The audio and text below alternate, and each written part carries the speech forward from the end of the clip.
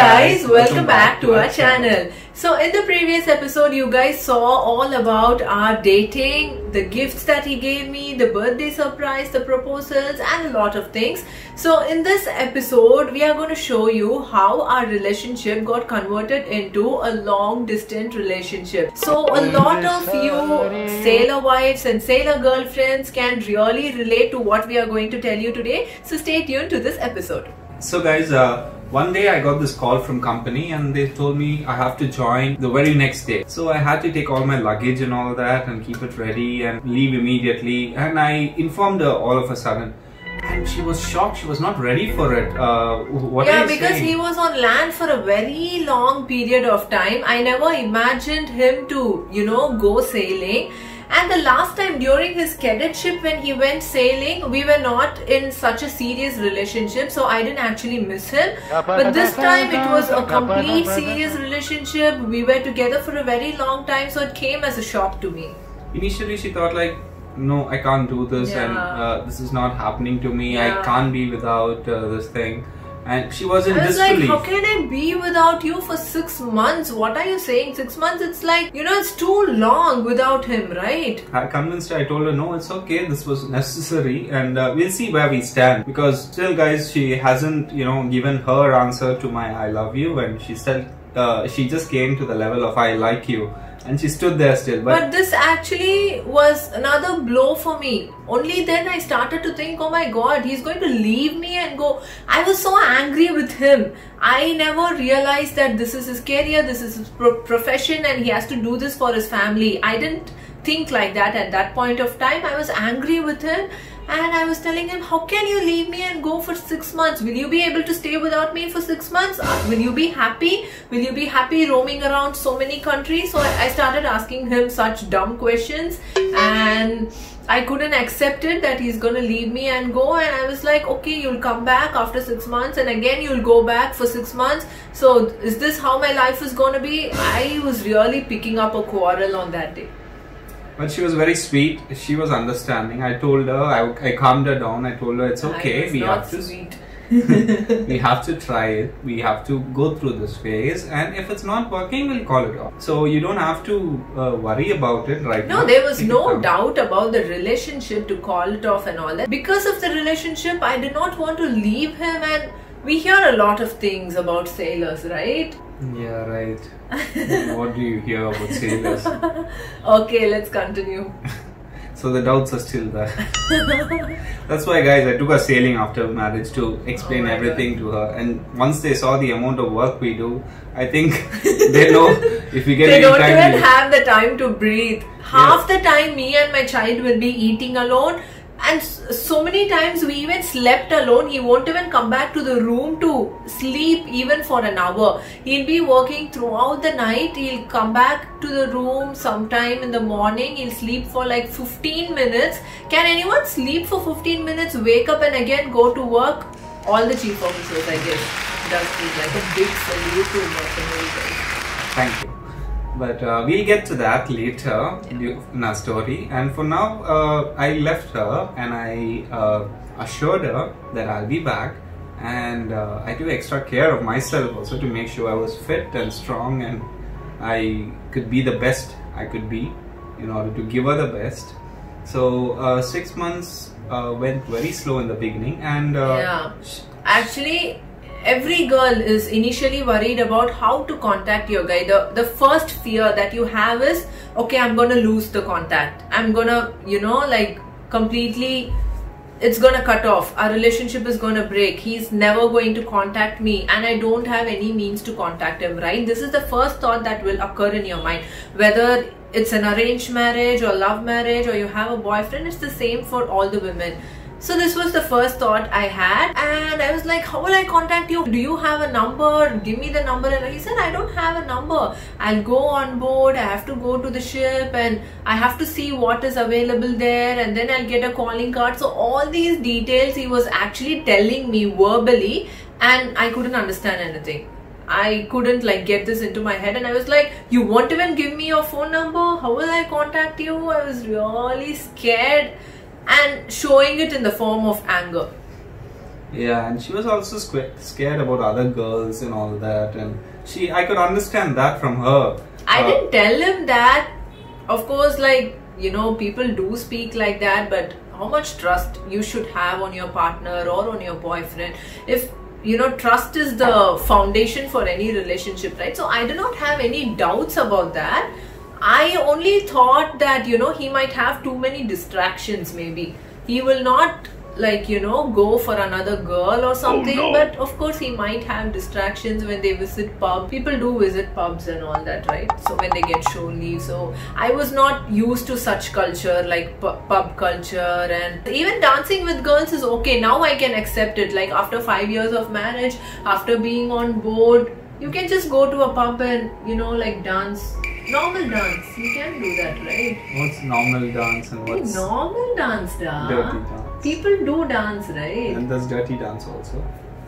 I mean, I'm saying it's okay to dance with a girl when you go abroad. Oh, this gives a good feeling when your wife is like, you know, I think I'm putting a wrong idea into his head. Okay, nothing is okay. It's not okay.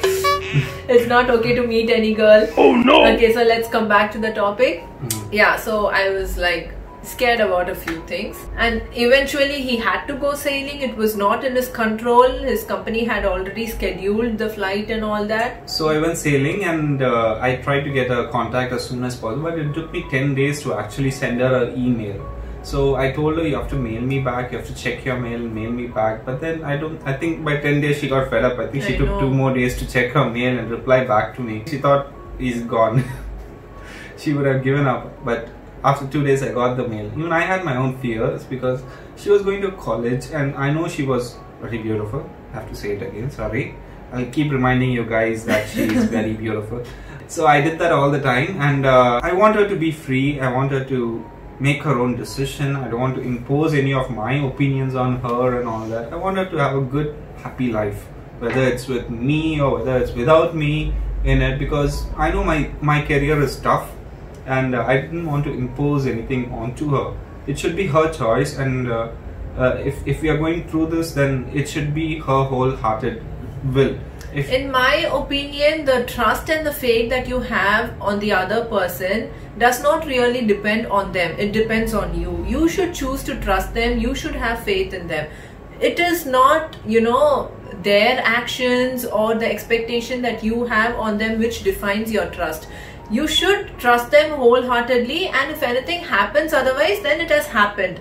If it's not meant for you, it's not meant for you. All that happens later. But the initial trust on your love should be there within you. You cannot say like, you should not go out with your friends, you should ask my permission for everything, you cannot do this, you cannot, you should not do that. You should have a blind faith. I think that is very, very important, and you know, that will really save your relationship in the longer run, right? Yeah, and I'm not a kind of guy who catches a bird and puts it in the cage. I really am against that. I wanted to be as free as possible, and even I never stopped you from enjoying your life on board, right? Never. Yeah. And at that age, I would not let him consume alcohol, even during parties, even beer. I would say no to it.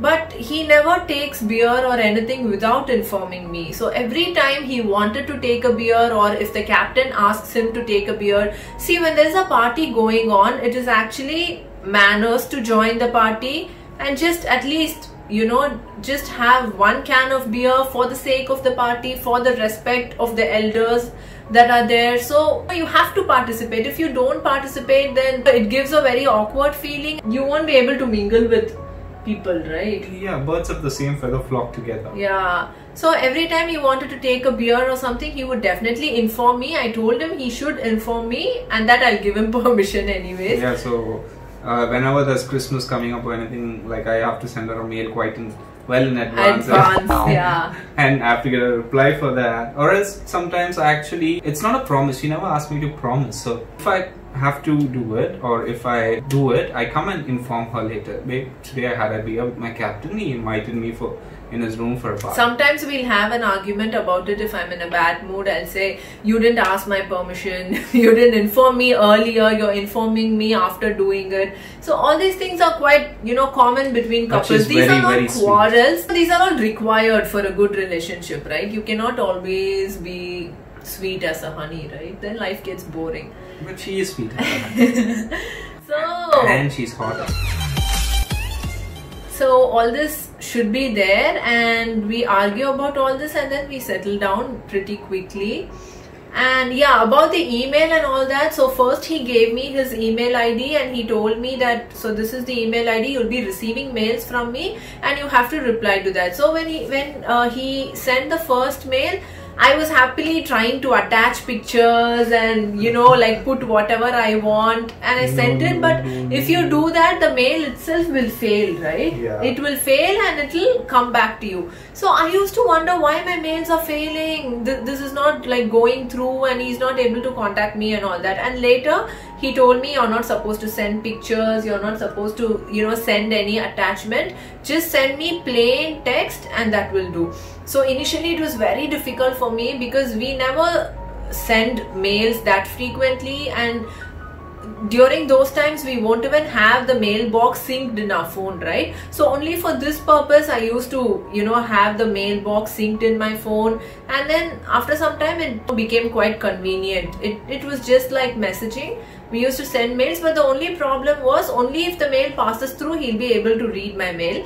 And then he'll reply to that, and it'll reach me after 2 days and sometimes even after 10 days. So I'll patiently wait for that. I'll pray for his arrival. I'll pray for his safety. All that was a very good experience. Like thinking about that now, I feel good about all those times. Everything I wished for was right there waiting for me, and that felt really good. Yeah. And I thought, and it made a huge difference for him on board, right? Like from cadetship, when he was feeling all lonely and alone, he did not enjoy sailing at that time. But when he had a girlfriend who was responding to everything, who was asking, what did you eat, what did you eat for lunch, what did you eat for dinner, and what are you guys doing, how was the party? And he used to send me party pictures whenever he gets a SIM card. And he used to send me pictures of all the food he had, and I was very excited about all that. So, you know, looking at all these, I started to like his career as well. I started to like his profession too, and I was quite proud about him. Okay, and I used to send her pictures in uniform, and whenever we go to the land only, we used to get the SIM cards from those countries and send her more and more pictures. So she started saying like, I want to come sailing, I want to come sailing. I said, one day I will. Even at that time I started telling him, so will you be able to take... Oh, that time your captain was sailing with his wife, right? Yeah. Initially, chief officer, huh? Mm-hmm. Okay, so that was during your first contract, third officer contract? Yes, correct. Yeah, so the first time he went on board as third officer, there was a lady present there already, chief officer's wife, and they got along really well. She's such a sweetheart. She's from Andhra. Okay, so she introduced Bath and Body Works to us. I am so grateful to her for that, because since then, it's been 10 years, right? Since then, I've never stopped using Bath and Body Works, and that is my favorite brand. I'm not the kind of person who would, you know, switch a brand, or if I like something, I'll stick to it. My entire life, it's like that. So including you. So actually she got a cream for herself. She got a lot of creams, and when he started telling her about his girlfriend, she gave him one of those creams. It's called Black Amethyst. She suggested for me. So when the ship went to US, she went out and I had work. So she went out shopping and she managed to get this cream and come for me, and I paid her for that. And it was amazing, the smell. And I told her about it. She said, what? I don't know. Like in India, you don't find, you know, such... I mean, 10 years earlier, there was no option at all. We did not have such good products, and obviously the smell, the different kind of fragrance that you have in American products and Canadian products, the smells are, you know, way different from what we get in India, like the smell of passion fruit. I was completely bowled out. Yeah, even it's still my favorite to date. Black Amethyst is my favorite product. which she has used, and I love that smell. I don't know what. Maybe because that was the first cream I got, and I had it for almost a year. That was the only cream I used at that point of time because it was expensive. One tube was $14, and I did not have any other cream, and that was the only thing I had. And it's a moisturizer, right? it was a body cream, yeah. It was a moisturizer, and he completely loved it. So whenever I went out on a date with him, I would apply that all over, and the entire day he'll be smelling me. It was like that. And you know, any girl will feel good, right? If your husband or if the boyfriend compliments you about your smell. Obviously, I think that's the biggest compliment for me.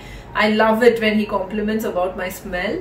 So that time, that was the only cream I had, and so we totally fell in love with it. Now I have a bunch of Bath and Body Works creams, and every day on a regular basis I use different variety of creams, and we are like pretty much used to it. We no longer, you know, give it so much of importance. But actually she applied some of that to my son, and my son totally loves it. And my God, he also knows the flavors more than me. He knows the difference between each and every tube. He knows the fragrance, and one day after bath he'll be like, "Mama, I want aromatherapy rose today. Mama, I want jasmine and blueberry, the blueberry one." All these are his favorite. Yeah. And he's got a strong nose like me. And taste buds are like the first ship when we went sailing, we took Rayan, right? So we used to apply these creams, and me and my son both, we used to apply these creams, and we used to go on the bridge, we used to go down to the dining hall, and all the officers will be like, "What is this? What smell is this? What smell is this?" Yeah, because it's centralized AC, right? The fragrance remains in the room for a longer period.